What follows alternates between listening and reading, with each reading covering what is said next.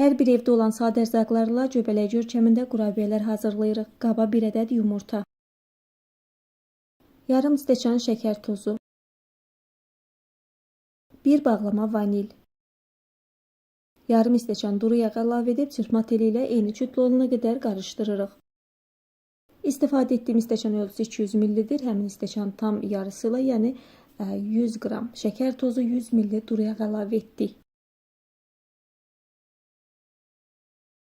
Alınan kütlənin üzərinə öncədən ələdiyim 1 stəkan un əlavə edirəm.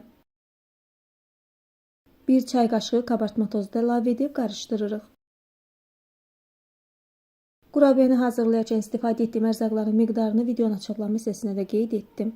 Unu birdən-birə əlavə etmirik. 1 stəkan əlavə edib qarışdırdıq. Belə yapışqan bir kütlə alındı. Alınan kütlənin üzərinə yenidən 1 stəkanın bir qismini əlavə edirik. İndi əlimlə xəmir yoğurmağa başlayıram. Yaxşı olar ki, siz də unu az-az əlavə edəsiniz. Ola bilsin sizdə 2 stəkandan bir qədər artıq və ya bir qədər az un istifadə olunsun. Mən tam olaraq qurabiyənin xəmirində 2 stəkan undan istifadə etdim. Xəmir artıq hazırdır. Yumuşaq, gözəl bir xəmir olmalıdır. Xəmiri gözlətmədən qurabiyələrə forma verə bilərik. Xəmirdən təxminən qoz böyüklüyündə alaraq əlimizdə yuvarlayıb soba listinə yığırıq.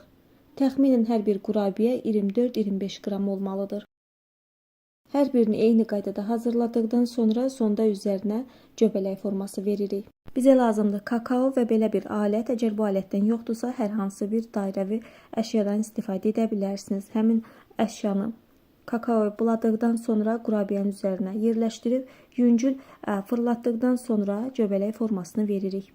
Hər birini eyni qaydada hazırladıqdan sonra öncədən isidilmiş sobada 20-25 dəqiqə müddətində qurabiyələr bişib hazır olur. Nəzarətsiz qoymuruq, qurabiyələrin üzəri qızarmasın. Əgər dadlı, yumuşaq qurabiyənin alınmasını istəyirsinizsə, sobada çox tutmayın.